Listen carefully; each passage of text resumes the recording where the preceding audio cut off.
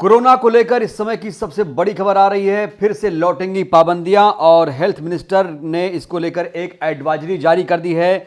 राहुल गांधी को इसको लेकर चिट्ठी लिखी गई है और भारत जोड़ो यात्रा से कोरोना फैल रहा है। क्या समझे आप?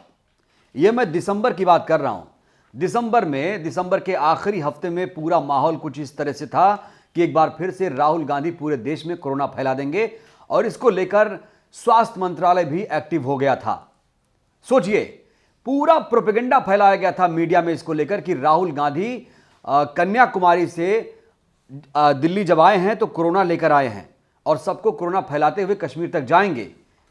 आपको याद है, 1 महीना हो गया करीब करीब, लेकिन जैसे ये भारत जोड़ो यात्रा दिल्ली से बाहर गई, यानी अगर उत्तर प्रदेश गई, उसके बाद इसको लेकर सारी चर्चा खत्म।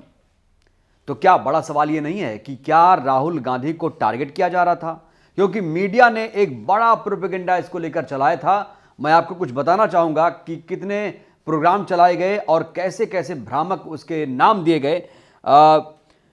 जी मीडिया ने इसको लेकर चलाया कि ताल ठोके में चलाया कि राहुल हैं कि मानते नहीं, क्या कोरोना को जानते नहीं, राहुल को कोरोना से डर नहीं लगता।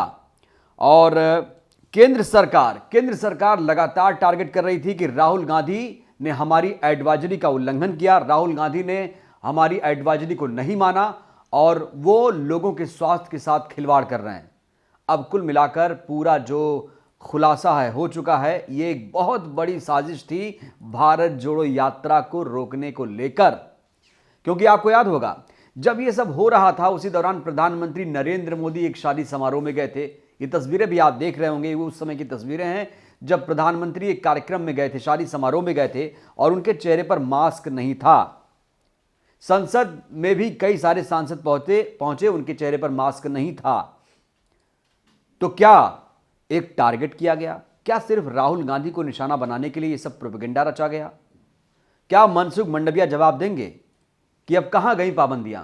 क्यों नहीं किसी के चेहरे पर मास्क है? आप चले जाइए किसी भी शहर में, किसी भी गांव में, क्या कोई मास्क लगा रहा है? क्या सैनिटाइजर कोई लगा रहा है? क्या सोशल डिस्टेंसिंग हो रही है? बिल्कुल भी नहीं हो रही है।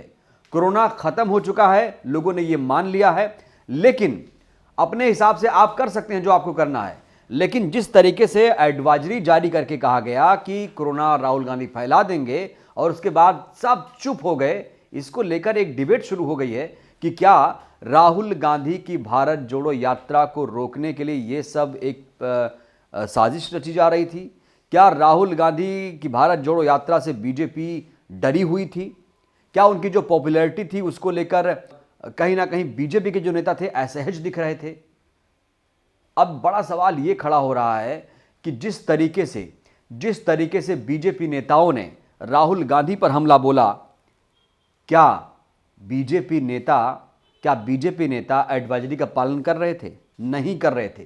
कोई भी नहीं कर रहा था। बस सिर्फ और सिर्फ टारगेट कर रहे थे राहुल गांधी को।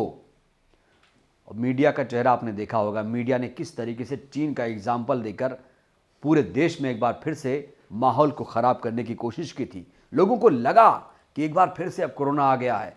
देखिए, मीडिया ने बहुत सारा रोल प्ले किया था और मीडिया 2020 से 21 में क्या किया, कोरोना को लेकर जो भ्रांतियां फैलाई गईं, लोगों को डराया गया, इसमें बहुत बड़ी भूमिका मीडिया की थी।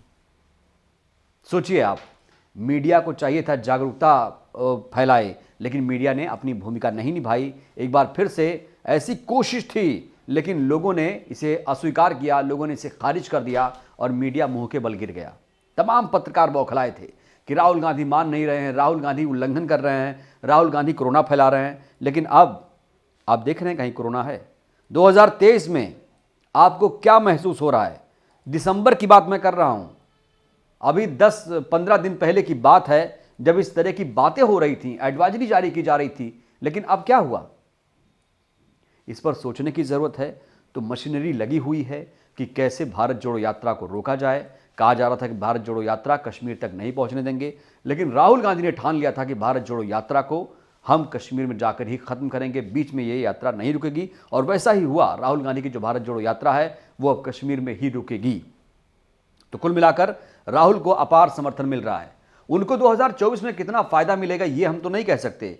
उनकी ब्रांडिंग हो रही है, ये भी कहा जा रहा है कि जो नफरत फैल गई है उसको लेकर ये यात्रा निकाली जा रही है, और नफ़रत का एक बुरा बाज़ार है, उसमें इनकी एक दुकान है जिसे मोहब्बत का नाम दे रहे हैं।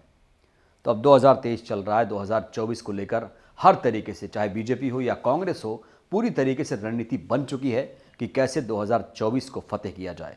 लेकिन बीजेपी दावा कर रही है कि वो 2024 में फिर से रिपीट करेगी। किस मुद्दे पर रिपीट करेगी बीजेपी? बेरोजगारी पर क्या हुआ, महंगाई पर क्या किया? आज सिलेंडर के दाम आसमान छू रहे हैं, कोई अब सिलेंडर नहीं खरीद पा रहा है। आम जो जनता है, जो मध्यम वर्गीय परिवार है, वो इसे अफोर्ड नहीं कर पा रहा है। और जो निचले तबके के लोग हैं, जो 80 करोड़ लोग गरीब हैं, उनकी तो बात ही छोड़िए। सोचिए, 80 करोड़ लोग जिन्हें 5 किलो अनाज दिया जाता है, क्या वो सिलेंडर अफोर्ड कर पा रहे होंगे? नहीं नहीं, बिल्कुल नहीं। तो सिलेंडर सिर्फ और सिर्फ वो लोग खरीद रहे हैं जो कुछ कमाते हैं, जिनकी आमदनी है, जो रईस हैं। लेकिन 80 करोड़ लोग नहीं खरीद पा रहे हैं। ये देश की स्थिति है। आप समझ सकते हैं कि देश में गरीबी, भुखमरी कितनी है और बेरोजगारी कितनी है। आए दिन लोग सड़कों पर उतर रहे हैं, प्रदर्शन किया जा रहा है, लेकिन इस मुद्दे पर कोई ध्यान नहीं दे रहा है। सिर्फ राहुल गांधी, कोरोना और तमाम तरह के उल जुलूल मुद्दे उछाले जाते हैं मीडिया में। तो आप क्या सोचते हैं, क्या वाकई भारत जोड़ो यात्रा को रोकने के लिए कोरोना का एक बार फिर से माहौल बनाया गया था? क्योंकि जो चीज़ें उछली थीं शांत हो चुकी हैं। आप भी महसूस कर रहे होंगे। आपकी प्रतिक्रिया का हमें इंतजार रहेगा। शुक्रिया। नेशनल दस्तक की आपसे गुजारिश है कि अगर इसको बचाना चाहते हैं तो नेशनल दस्तक को सब्सक्राइब करने के लिए रेड कलर के सब्सक्राइब बटन को दबाएं, फिर बेल आइकन की घंटी दबाएं। नेशनल दस्तक को बचाने के लिए बहुत जरूरी है कि हर खबर को शेयर करें, लाइक करें, कमेंट जरूर करें।